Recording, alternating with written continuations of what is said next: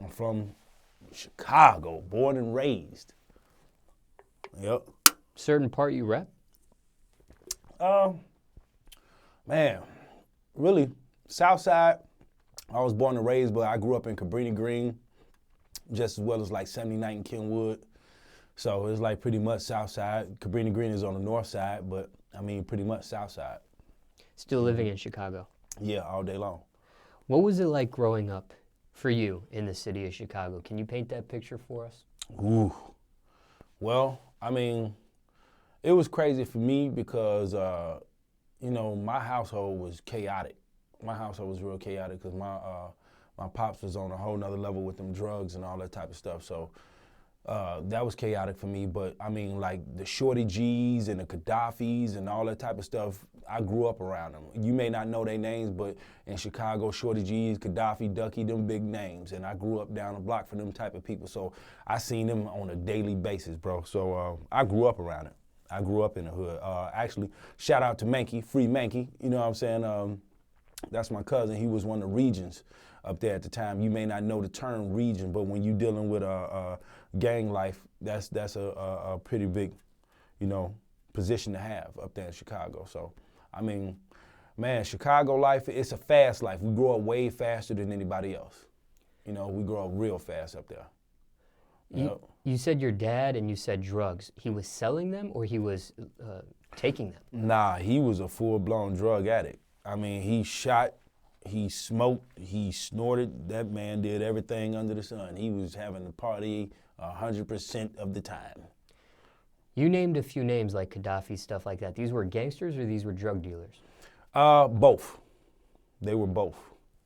I'm not gonna say that they were, you know, drug dealers or nothing like that, that type of stuff like that. But I mean, pretty much when you growing up in that era and that type of stuff, I can't really speak on their business or what they did. I just know when it came to the nation as far as gangster disciples and all that, they had a very strong hold as far as being at the top, that type of stuff like that. Shorty G, Ducky, Gaddafi, them type of people like that, you know, Gator, that type of stuff like that, you know. I mean, Chicago is one of the type of places, bro, where we have a very strong culture, but when it comes to gang banging, bro, you got to think we got over like 20 different gangs, and I'm talking about it's strong there, bro, very strong.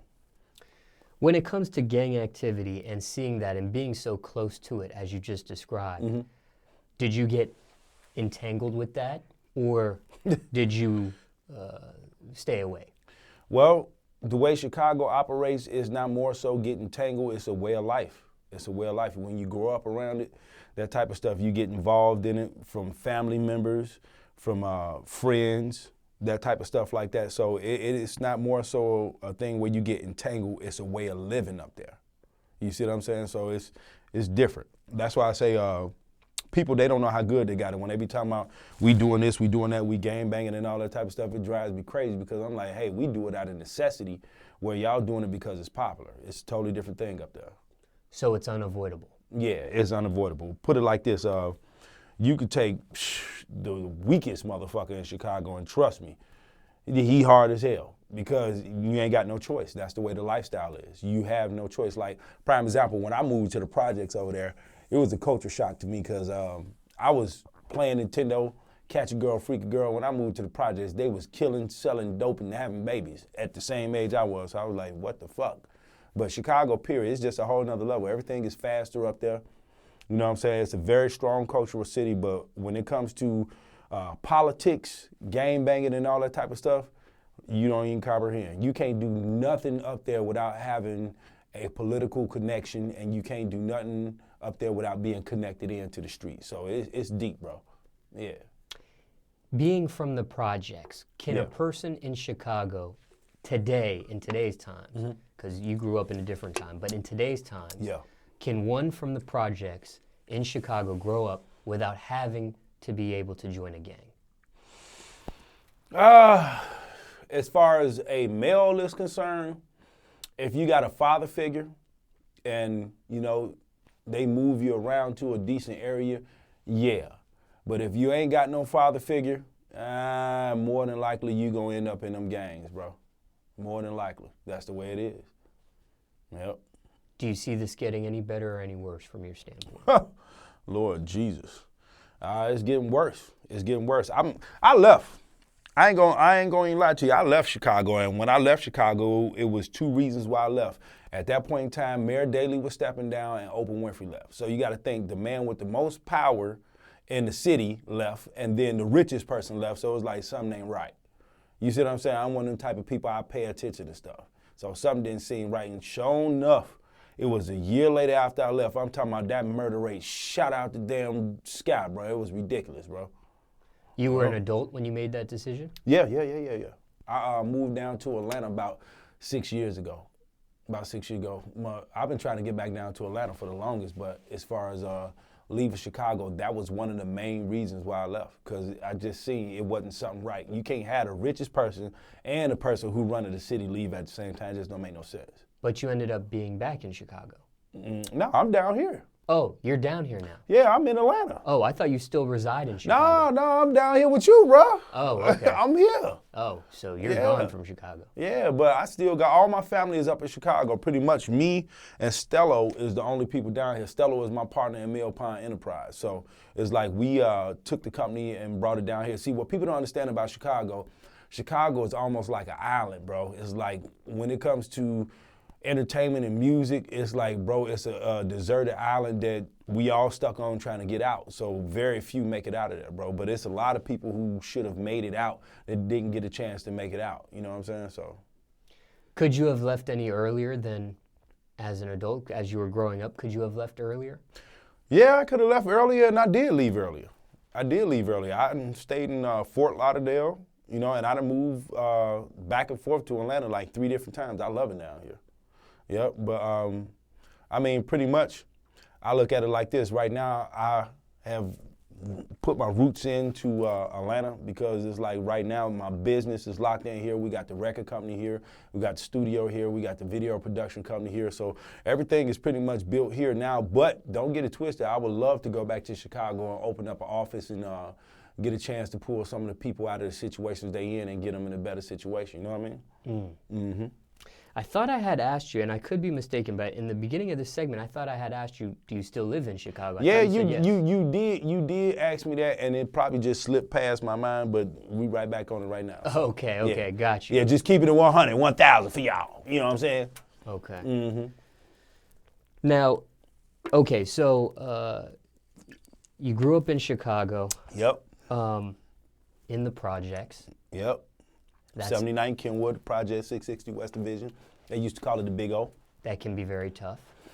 Yeah, I mean, that's life. Can be very rough upbringing. Mm-hmm, that's life. What was your roughest point growing up in that area? Ooh, when I started getting chased home by about 15 motherfuckers every day because they wanted me to join the gang. Every goddamn day. I'm fighting these motherfuckers every goddamn day. Till it got to a point where I was like, you know what, fuck that.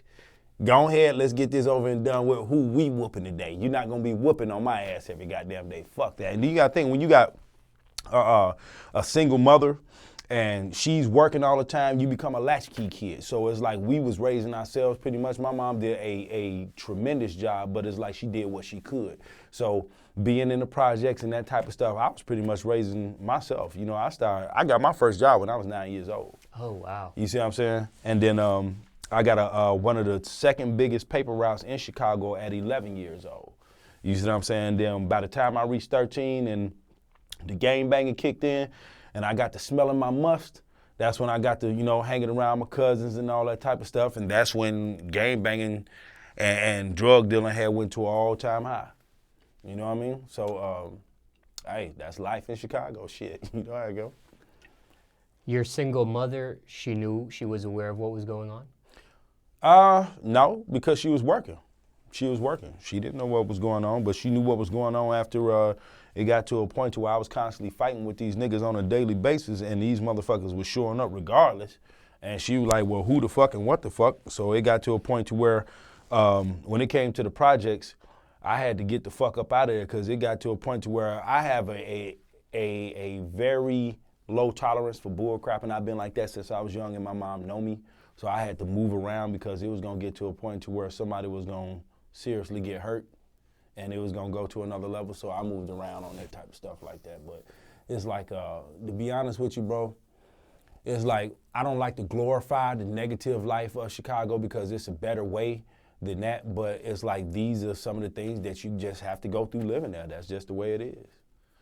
Yeah. See, that's what's crazy. A lot of people don't even know the background of me. They just know me from being out and about and seeing me around, but they don't know what I've actually been through. But it's like on some real shit. I done been through hell and back with this shit the same way you have. You see what I'm saying? I just carry myself in a different way. I'm more of a loner. You see what I'm saying? I don't fuck with people like that because I ain't got no time for games. And it's more so I'm saving you. You see what I'm saying? I don't want to get to a point to where I'm hurting you on some bullshit, so I keep people away from me. I don't like bullshit because I'm one of them thorough people. I take everything personal, everything. So when you join this gangbanging culture, your mom finally is aware. She is able to move you, or you move out on your own? Nah. What happened at this point in time, this is the one time my pops finally came through, so I had to go deal with this country life. And actually, it gave me a whole different state of mind. Put it like this, I know how to deal with animals in a whole nother way as far as killing them, cooking them, getting them dressed up, that type of stuff. I know how to plow cornfields, all that type of stuff, because actually we got land outside of Chicago in a place called Kankakee. So I went out there and stayed with my grandma for a minute, and actually it was a very good experience, to be honest with you. Yep. And then at some point you end up going back to Yep, and then we went the to heart of Chicago. Yeah, we went to, it's a suburb outside of Chicago called Cal City. You know what I'm saying? They call it Fort Cal City. You know what I'm saying? But that's on 147 in Sibley. So it's like once we moved out there, my mom had just got out of jail because she had got incarcerated for some whole other crap. So by the time she got out of jail and she got her stuff going back good, we moved out there to Cal City. It's a south suburb of Chicago. Yep. Why couldn't you stay in that country area? Well, to be honest with you, it was just a tad bit too slow. Like when I came down there, I was finger waved up with stuff airbrushed in my head and gang banging and doing all that. And they looking at me like I'm a goddamn alien. So they was like, what the fuck is it? So I was like, look, hey, I got to get the fuck from down here. This is not working for me. And then once I found out that she moved from where we was to out there, I was like, hey, take me back. I done had enough of this shit. But at the same time, you know, I love, Grandma, I love you. I love you, and the experience is always good, and I love to take my kids out there and let them experience the same thing, but other than that, it's like that type of lifestyle, shit, when I came out there, it was still dirt roads, bro. I mean, it was serious. Well water, I'm talking about, bro, we talking about hard work, but I'm going to tell you something. To this day, it ain't a motherfucker out there that can outwork me because I learned a whole different work ethic from being out there because you got to think about it. You got the motherfuckers slot them goddamn hogs. You got to catch them goddamn chickens. You got, look, man, we had hogs, pigs, cows, chickens, wild geese, regular geese, rabbits, cats, dogs. We had everything you could goddamn name. I'm talking about, bro, look, I'm gonna tell you some shit that fucked them up. So I come from the country with a goddamn snake. I done killed this motherfucking snake and brought it back to the city, bro. I brought this motherfucker back to the city and pulled this big motherfucker out the bag. These motherfuckers get to freaking out and shit. I'm skinning this motherfucker. They looking at me like, what the fuck? But hey, bro, I can say I experienced shit that the average motherfucker don't get to experience. So you went from the projects to the country Dead serious shit. to the suburbs. Yeah. But you were done with the projects. No more projects. No more going back to the projects after that. Nah, I ain't gonna say no more going to the projects because a lot of my family is still locked into that type of shit. So we would be in the gardens real hard. With Mankey, we'll be on 43rd real hard. We'll be in, at that point in time, that building was 4950 Stateway. So, I mean, we was always in the projects because I had a lot of family that still stayed in it. Like I said, it's one of them situations where gang banging in Chicago is a way of life. So being around your family and all that type of stuff like that, it's like, you like, hey, this is my cousin, but when you go to visit him, he just happened to be in the middle of the shithole, so you just going over there to visit, you know, and it's just a way of life. So it's like, I still end up, you know, constantly being in situations because of my family, you know what I mean? As rough as it sounds, what was the most positive thing out of that rough upbringing you described? The most positive thing. What's the silver lining? What's the ray of light? Determination. Determination and a focus. Because I don't never want that type of shit for my kids. You know what I'm saying? So therefore, it's like I learned a lesson from that. And in learning that lesson, it got me to a point to where it was like, okay, this is what to do and this is what not to do. I'm not fucking with that. I'm gonna fuck with this because this is what works. That shit over there, especially when you get kids, bro. When you get kids, that shit change your life, bro. It's a whole nother different level. Shout out to my daughters, my 2 princesses. Hey, I don't know about y'all, but I love mine, Natalia and Nyla. You know what I'm saying? So, I mean, bro, the silver lining that I would say that came out of all that shit is I got a chance to learn how to live in the shit pit. So it ain't shit that you can pull over on me as far as like, you know, let's go to the hood and I'm gonna be like, I ain't getting out the car. Nah, bro. I done been through all that. I done been to the bottom of the bottom to a point to where we had motherfucking goddamn ice in the toilets because we didn't have no goddamn heat. That type of shit. So it's like, I done been from the highest of the high to the lowest of the low. So I love this shit, bro. I mean, either way it go, life is an experience, and you have to embrace it for what it is, and every experience that you have teaches you a lesson, you know? So I learned good lessons out of all those experiences. Ice in the toilet because you didn't have heat. I don't understand. Okay, well, when you ain't got heat in the house in Chicago in the wintertime, you know, it gets cold. And shit, we had ice in the goddamn toilets.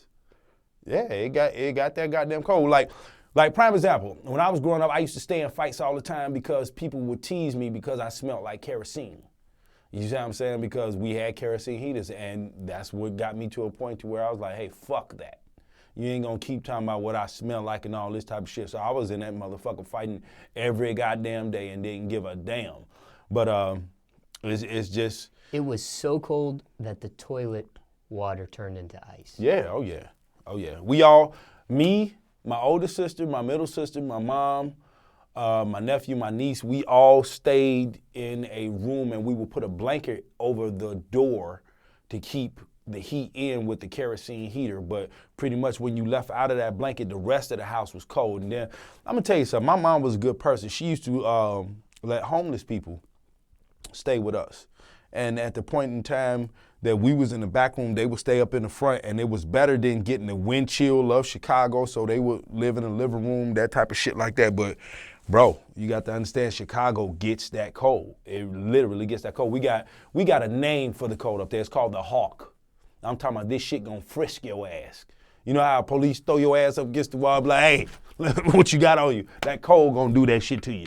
You see what I'm saying? You got to thaw out in Chicago. It's that serious up in Chicago when it comes to cold. It can get up to like 40 below with the wind chill factor up there, bro.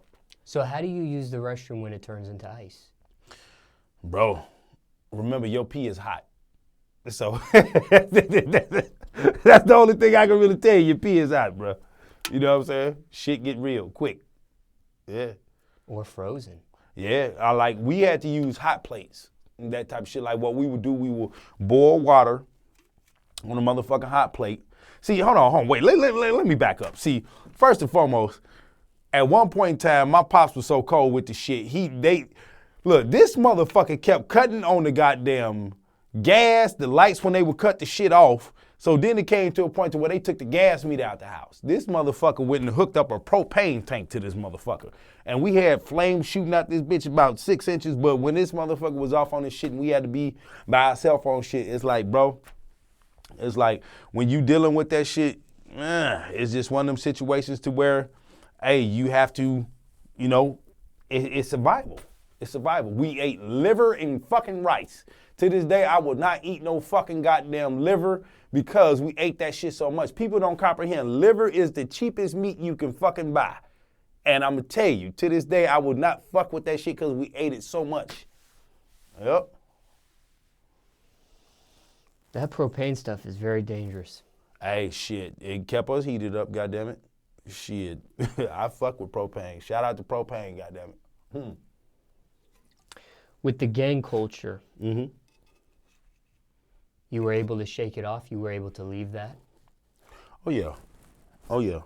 How does that work? Well,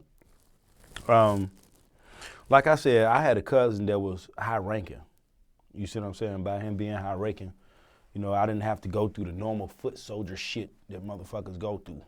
You know what I'm saying? I had to put in work and do the shit that I've done, you know what I'm saying, which is hold down blocks and all that type of shit and slang the little shit that I was doing, whatever the hell. But it's like I said, I'm a loner.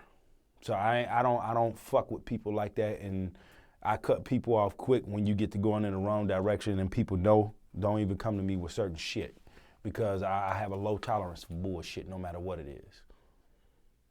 Now, you had this high-ranking person over you, but normally if you didn't have this, how would somebody be able to get out? Well, you have to move away from that motherfucker. You really have to move away from that motherfucker because it's like, you know, don't get it twisted. Chicago is big, and you can move to another side of town, that type of stuff like that. But pretty much, it's like, man, you dealing with a situation to where if you take a grid, right, and let's say you got a square and you put in the 4 parts. Let's say you stay in a low portion of the square to the right. If you take yourself and remove yourself from that part and move out here and don't associate with certain people and keep your business to yourself, you don't have to worry about running into certain things and all that type of stuff. But at the same time, it's like it's a loyalty situation. You see what I'm saying? And it's more so like you have loyalties to these people, so you constantly keep going back and you constantly keep building with these people. So it's one of them situations to where if you're going to get out of Chicago, and get away from the gangs, you have to literally remove yourself because it's like an ex-girlfriend. You see what I'm saying? You gonna keep sliding back over there and getting some pussy. You see what I'm saying? That type of shit like that, and that's just the way it is. And eventually, you might slide over there one day to get some pussy and some motherfuckers might roll up and y'all might have to put in some work. This shit's serious. You know what I'm saying? So it's like the way Chicago goes, it's just more so you have to remove yourself from the situation. You know what I mean? But I'm more so like, right now, I'm trying to uplift the youth and get them out of that shit. Cause like prime example, they had a show called Last Chance High that I was watching. And I would look at that shit and it reminded me so much of myself because I got kicked out of school like when I was about 15 or some shit like that. And it's like, they wanted me to go to alternative schools and all that type of stuff. So, when you get to the point in Chicago to where you dealing with all the drugs, the gang banging, the police killing people, that type of stuff like that. And oh, don't get it twisted. A lot of the murders that y'all see going on, it ain't just gang banging. You see what I'm saying? It's a whole nother agenda going on that we can talk about on a whole nother day when you see me in person. You see what I'm saying? But it's like, it's some deep shit going on up there, bro. For real, it's some deep shit going on. Shout out to all my people that's still up there and going in the trenches and going hard in that shit. I commend y'all, but I ain't got time for that shit no more. You know what I'm saying? Like I said, I ain't got the patience for that shit. Okay, so let me get things straight. So one person can move from one side of town in Chicago to another and escape the gang life. That's possible. It's possible to a certain extent. It's according to how much you communicate with the people to where you came from for them to be able to communicate with other people where you're at. Because it's like either way it go, look, you ain't never too hard to be touched and you ain't never too far to be touched. They'll come see you. You see what I'm saying? So it's one of them situations to where you have to make sure that, you know, if you're dealing with these people and you building with these people, 9 times out of 10, if you're trying to get out of the situation you're in, don't get it twisted. You have some people that will support you. But then you have some people that are on the opposition side, ops, that don't know what the hell you trying to do in mind and go to the next level. So what happens is they start getting to a point to where they, you know, they ready to kill because of shit that has happened. You see what I'm saying? So you just got to be careful. I mean, Chicago, bro, it's just one of them cities, bro. One of them cities. So the best way, I guess, to remove oneself from the gang, move the fuck out, is to move totally out of the city. Move the fuck up out of there. A different city in Illinois or a different state altogether, or different state altogether, because you gotta remember, the reach of gangs are long. Reaching gangs are very long. Like when I got down to Atlanta and people was claiming certain shit, I was like, God damn, y'all down here claiming this shit? They like, yeah, we down here claiming. Then I'm looking, they got stars and shit all over their vest and their jacket and all that type of shit. I'm like, damn, y'all repping this shit harder than we are. You know what I'm saying? Because Chicago is so serious that you can't walk around with stars and shit and all that on your jacket and shit. You a target. You are out of your fucking mind if you think you're gonna walk down the street with a 5-point or a 6-point star on the back of your jacket talking about this and that and other. You might as well be a fucking target, bro. I'm talking about dead serious. That's the way it is up there. Them people don't play up there. It's a whole nother level. It's just a whole nother level. Yep. I've heard or seen things where if people want to get out of a gang, they got to get jumped out and that sort of thing. Does that stuff happen or no? I mean, bro, like I said, it's according to who you dealing with and all that type of shit. You ain't jumping shit on me. You ain't jumping a motherfucking thing. We ain't got that shit cracking off over here at all. Like I said, you know, when you deal with certain gangs and all that type of shit like that, yeah, that's a way of life and all that type of shit, but it's like, nigga, you ain't gonna put a motherfucking hand on me. You done lost your motherfucking mind. We ain't jumping shit. That ain't, you know, but don't get it twisted. I'm always that for life because that's the way I was raised. It's in my blood. That's what it is. I know all my lit, you know what I'm saying, from top to bottom, but that's beneath. And what I mean by beneath, when you get to a point to when you start realizing what life is about, you don't have time for the shenanigans no more. You start really focusing on what makes you be peaceful in life. What is the next goal in life? What is your outcome that you're looking for? You see what I'm saying? So it's like when it comes to the game banging and all that type of shit, that's one of the small portions of Chicago. Chicago has so much to offer, but it's like we just don't have the influence that we need. You know what I mean? Like, prime example, what blows me is you have engineers, you have doctors, you have lawyers. They will not go back to these neighborhoods and show these kids that, hey, it is another way out. You see this 550 I'm driving in, I'm a lawyer. You see this Bentley I'm driving in, I'm an engineer. They won't do that because 9 times out of 10, they was the kids that was picked on in school and this type of stuff. So by them being lame, they like the hell with them stupid ghetto motherfuckers and the shit that they own. But to keep it 100, if you show these kids a way out, they will take it. Like prime example, you had a dude that opened up a charter school in Chicago and it has 100% graduation rate and 100% scholarship rate. And the only problem that he have is having alumni come back to the school and tell these kids what they're going to endure when they go to college. You see what I'm saying? That type of shit. So it's like, bro, Chicago has a lot to goddamn offer. It has a lot to offer, but for some reason they always glorify the negative shit. I don't know why it is. They just glorify the negative shit. But I want them type of dudes that you know, I'm in between. I done seen the best and I done seen the worst. So I can actually be a bridge to show younger men and younger ladies how to get out. But you gotta think, bro, they closed down 50 schools in Chicago maybe about 3 or 4 years ago. 50 schools at one time. You gotta understand the type of shit that's going on, bro. Look, let me tell you something, bro. One thing about me, I'm not into all this old shit that everybody else are. I'm gonna tell you 100. Look, we got to wake the fuck up, bro, because we are losing. And we are losing the fucking battle by, like, man, it don't make no sense. So I tell people all the time, hey, take the time to learn who you are. Take the time to get to understand where you come from. Do the research. You see what I'm saying? Don't just let people tell you this, that, and the other. And don't get it twisted. Shout out to grandma and grandpa and all that shit. But look, they are under a spell. And this spell has got to be broken. It's time for us to wake up and get back to being to who we are, the culture we're in. You got to understand, at one point in time, the richest motherfucker that ever walked the earth was a motherfucker named Mansa Musa. King Mansa Musa. How do you go from there to here? It's bro, come on. We got to do better than this shit, bro. And the older generation, such as myself and other people, we have to learn how to bridge the gap with these young folks. Not just talk over them, but, you know, get an understanding with them, bridge this gap and get them going in the right direction because they look up to us. And at the same time, we have influence over them, but a lot of people don't understand the responsibility that they have when you get into the limelight or you get into the public eye. So I'm one of them type of people that, you know, I would love to, you know, build with these younger people and show them a way out and show them financial literacy. Because you got to understand, we're financially illiterate, bro. We're going through a whole nother thing up there. Shit, in Chicago schools, I think about 4 years ago, maybe 5 years ago, they had just put economics on the book. What the fuck is that about?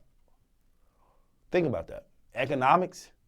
We're just not getting that? You got to think in Chicago, bro, when you go to school, you're dealing with metal detectors, you're dealing with paddy wagons, you're dealing with police outside, you're dealing with pedophiles, you're dealing with drug dealers, you're dealing with all this shit that these kids got to go through to go into a damn school and learn some shit. And it ain't no telling what they got going on at home in their personal life. So you got to understand it's real deep up there, bro. It's serious. So how long were you active for? Shit. Probably from like 13 to probably about 28 or 29, because I had my daughter at 27. When I had my daughter, I got to the point to where I was like, you know, it's time to chill out. It's time to chill out because I seen something different. I seen something different for myself. You know what I'm saying? So it's like when I was active, I mean, man, I was a phone call away. I was the type of person, I had a chopper in the back of the Range Rover, and I kept a 357 in my pocket at all times. You see what I'm saying? Like I said, I'm a loner. I'm a loner. I was never one with all that, let's go do this, let's do that. Because like I said, my family was higher up in that shit, so I'm more so stuck with my family on that type of shit. And if work needs to be done, we put in work. But when it comes to all that other crazy shit, don't come around me with that shit. Because my thing is, in a situation where I pick up the phone and call you and you ain't showing up for me like goddamn Captain Kirk and Jim Wood doing Star Trek, which means you would teleport to that bitch and be ready to go in, I'm not fucking with you. You see what I'm saying? Because it's like, first and foremost, you do your dirt all by your fucking lonely. That way you don't have to worry about no shit or nothing like that. Second of all, you have to be very careful who you deal with, because it's like you got to think it's the crab in the bucket mentality. So while you're trying to build and do all this type of shit, you got to understand you like a turkey dinner. You know what I'm saying? You come around with a certain amount of money or glitz and glamour, you got to understand these motherfuckers are hungry when you go back to the hood. You see what I'm saying? So that's nothing to be putting in their face and be like, yeah, this, that, and other. Like, prime example, I got shit, what's this, 69,000 on my wrist? Shout out to Samir Treasure Jewelers. But I wouldn't dare go back to the hood in this shit.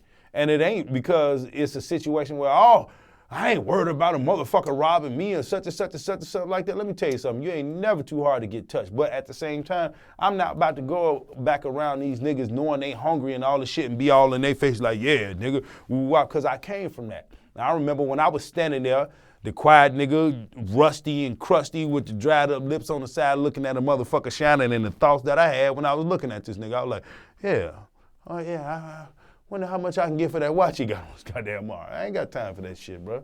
Let's be realistic about it. Fuck all that being hard shit. Let's be real about the shit. You know what I'm saying? I ain't got time for that. You do have family members in it. All my family.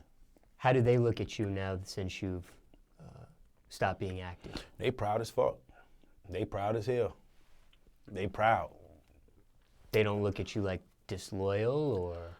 Oh, hell no. Let me explain something to y'all young niggas out there that's watching this interview. Look, let me explain something to you. There's a lot more things out there than rolling up a blunt, standing on the block, grinding and doing whatever the hell you do. It's a lot more things to that. It's a lot more opportunities out there than that. Remember, when you standing there in the hood on that block, downtown is a couple miles away.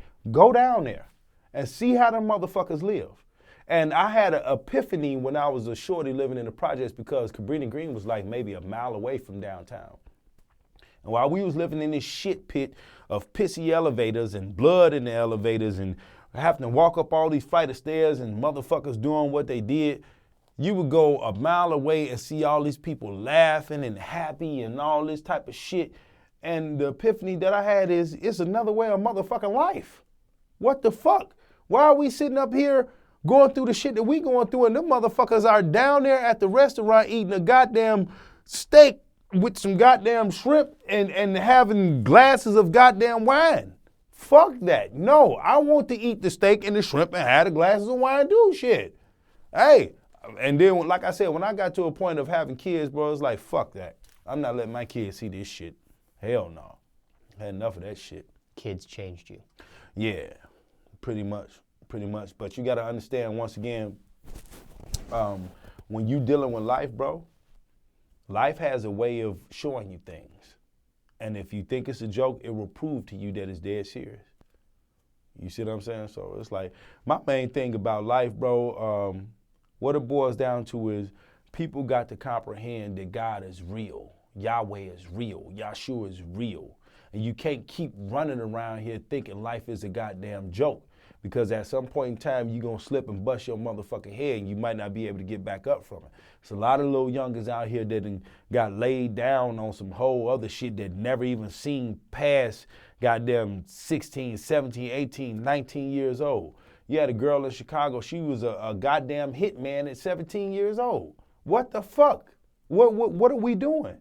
When do we get to a point to where we say, hey, man, we can't keep letting this generation slip by, and we can't keep using excuses. We have to execute. We have to get to a point to where we say, hey, nah, young man, that shit ain't right. You're going to kill yourself sipping, smoking, and snorting that and popping that shit that you're doing. You're going to fuck yourself all the way up. You see what I'm saying? Everything can be done in moderation, but certain things don't need to be done at all. Take your ass to a fucking gym. Pick up a fucking book. You see what I'm saying? Figure out what you want to do in life. What are you doing in the next 5 years? What's your goals? Where you trying to go? You understand what I'm saying? What do you believe in? You understand what I'm saying? Because at the point in time that the youth are out here going through what they're going through, and they're using the platform that we built to exploit it even further, I'm here as a artist and as a person to tell these motherfuckers the time is up. Y'all ain't gonna keep doing this shit, bro. Because I got kids, and when they get older, I don't need them going through this shit.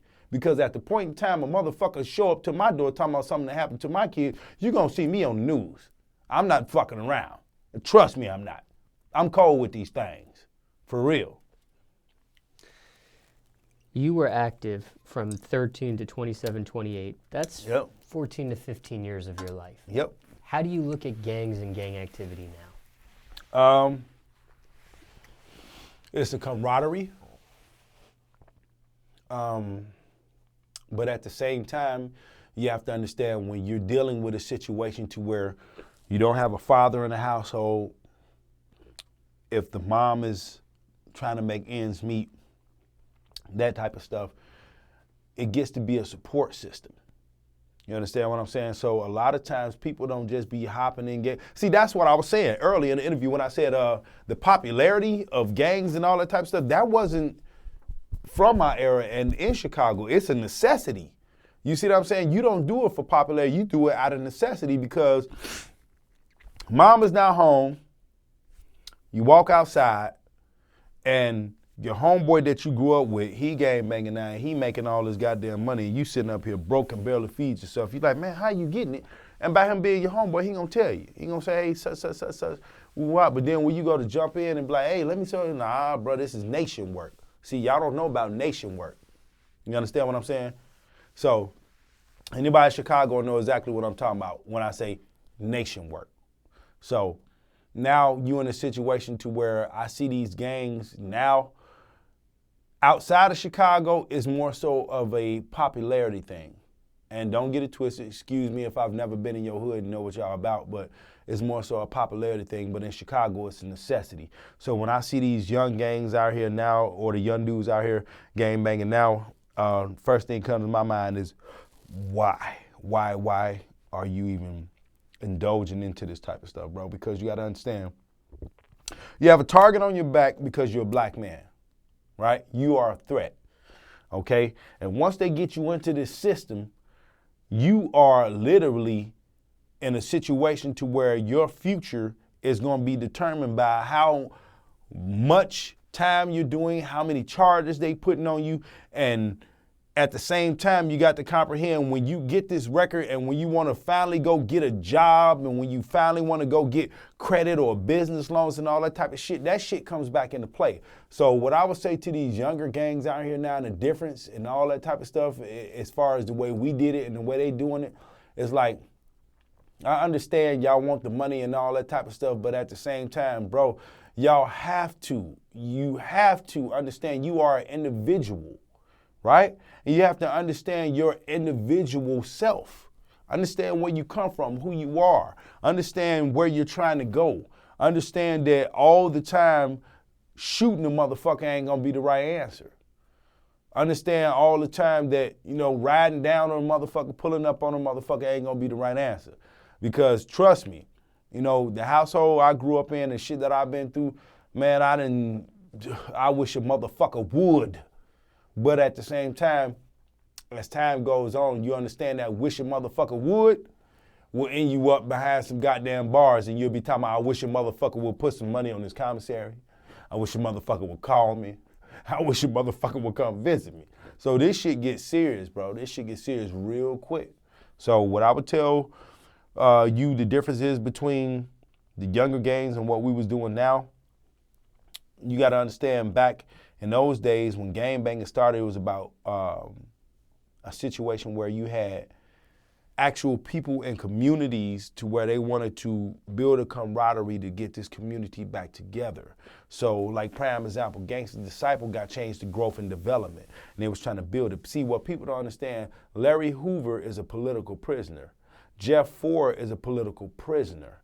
It's because the mayor at that time found out that they could swing the vote because they had that much power. So these people are locked up because they had that much power, not because they was out here losing their minds and sipping syrup and smoking weed and doing all this type of shit. Nah, they got locked up because they had power. So while we're sitting on here on this era of the social media and all that type of stuff, you got to understand these people was actually putting work in and putting their feet out down on that goddamn pavement and on that concrete. Whereas y'all sitting behind computers typing and doing all that type of shit, nah, it's a whole different era, bro. Okay, I need some advice. Talk to me. Circumstances could be different for everybody, but is there any general advice you have for somebody right now, they're thinking about joining a gang, or maybe there's a person out there thinking about leaving a gang? Do you have do you have advice for either or situation? Well, one thing you gotta understand about gangs can become your family, bro. So it's not more so a situation to where I would give advice to a youngin about leaving the gang or, life after a gang and all that type of shit. I would just tell people like this on some 100 shit. Know yourself as an individual. Know who you are. Know where you come from. Know Yahshua. Know Yahweh. Know the true understanding of yourself. You understand what I'm saying? Because when you comprehend the understanding of yourself and where you come from, you can literally do things that you cannot comprehend, bro, just by manifestation and meditation and these such things like that. So, your mom is working hard as hell and your father ain't around and you in this shit by yourself. Bro, I will tell you like this. Perseverance is 1. 2, believe in yourself. Don't let nobody tell you that you can't do what you know you can do. You understand what I'm saying? And at the same time, when you dealing with the gang life, bro, that's a hard question because you got to understand sometimes survival for certain people is that necessity of getting with a gang. So it's hard to say, hey, you should leave or you should not. I would just say be wise with your decisions. You see what I'm saying? Because you got to understand it's a such thing as karma. If you don't understand what karma is, let me explain to you what it is. Okay? In a situation to where you go to do something wrong and you think you got away with it, and then let's say a year or so, just out of example, later you get to dealing with all this type of old crazy shit. You like, why the fuck am I going through this and why the fuck am I going through that? That's your karma. See, you got to understand, this shit is not a joke. What they're not telling you and what they keep from you is the understanding that you are being watched at all times. You see what I'm saying? Not just by the government or Facebook or whatever shit. God is watching you at all times. Yahweh is watching you at all times, bro. You got to be careful with what you do. So what I would tell these young people is like this. If these people are not trying to elevate you, get you to a whole nother level in life and better you, fuck them. I don't give a damn who it is. If they not trying to elevate you and help you build and get you to a better place in life, fuck them. Because at the same time, you got to comprehend, bro, in a situation to where, yeah, that's family and yeah, this, that, and the other, you got to understand familiarity breeds contempt. You see what I'm saying? So you got to be careful who you call yourself associating with. And don't get it twisted. Like I said, I came into this shit because of family. You see what I'm saying? So my family being in this situation, I know for a fact they had me 100% and they only wanted the best for me. Because half the time, my cousin was telling me, take your ass home, nigga. You see what I'm saying? Go the fuck home. This ain't for you. You see what I'm saying? But meanwhile, while I'm out there doing it and he seen that I was relentless, he let me do what I do. But at the same time, if a motherfucker ain't telling you, hey, bro, take your ass over there and do this or take your ass over there and do that, and they got you in the middle of the shit with them, bro, let me tell you something, they ain't for you. So what I would tell to these younger gang members when it comes to joining the gang, leaving the gang or whatever, understand this, bro. First and foremost, when you deal with gangs, you deal with police. When you deal with gangs, you deal with death, okay? When you deal with gangs, you deal with drugs, all this type of shit that comes with that shit. So you got to understand what you're dealing with when you look at this type of stuff, talking about some, hey, well, you know, stuff ain't going on in my household the way, or household the way I wanted to, and I think I should step out here because this is a better way of life and such and such and such and such. Be very careful what you wish for and make sure you understand what you're dealing with because, see, it's okay when we throwing up this and throwing up that and we doing all this and we stand on the block, but when you kill a motherfucker, can your conscience handle killing a motherfucker? You see what I'm saying? Can your conscience handle that you are motherfucking selling drugs to people and fucking up their lives and you know they goddamn sons and daughters because you done went to school with them and all that? Can your conscience handle that shit? You got to be careful, bro. This shit is not a goddamn joke. Understand that it is a system that we are dealing with. And they have put an agenda out there. I'm going to put some game out there for you. I want y'all to look up, it's called Maslow's chart, and they call it the hierarchy of needs. I want y'all to look that up. And when y'all look that up and you see that shit, comprehend what you're dealing with. You understand what I'm saying? Comprehend that it's something way more deeper than you can even fathom. How do we go from King Mansa Musa to standing in the unemployment line? It don't work that way. You understand what I'm saying? This shit is not a fucking joke. You got to wake up, you got to realize that, goddamn it, until us as individuals take the fucking time to better ourselves, we will never get to where we're trying to go. We can't keep using excuses talking about some, well, they won't and this won't. Now, look, let me tell you something. We spend the most fucking money, right? We spend the most fucking money out of any other culture there is, right? But at the same time, we make the less amount. And at the same time, the doors are not open for us because people know for a fact that when we lock in and we do what the hell we supposed to do, we turn back into who we normally are, and that's God. You see what I'm saying? So what I'm trying to tell y'all in a nutshell is you are God and God is you. You are Yahweh, Yahweh is you. Yahshua was a warning system. Understand that. Get your mind right. There's some whole other stuff out here going on more so than drugs and all that type of stuff. And I tell you young man out here, hey, you might say, hey, that ain't getting me no goddamn money. Hey, I'm telling you the truth right now. You can manifest $1 billion, bro. Literally. You don't have to get out here and get yourself caught up in this goddamn system that they got trying to get to where you're trying to get to, bro. You can go to a whole nother level. I had to commend a woman the other day. Her name is May Whiteside. She's an engineer out of Chicago, and she grew up in the projects and was homeless, and she got a master's, a bachelor's, and a PE engineer, and she owns her own company right now. Do you comprehend that? She grew up in the same projects you grew up in, I grew up in, and she did that shit. You understand what I'm saying? So it's another way out. Doctors, lawyers, engineers, start coming back and telling these kids and showing these kids that there's another way out. Stop putting the responsibility on goddamn rappers, basketball players, and football players, and fucking strippers. It's another fucking way out of this shit. And until y'all come back and do what the fuck supposed to be done, guess what? We're going to be stuck in the situation we in. But it is no excuses, only execution. Hey, you know how this shit goes, Small? For real.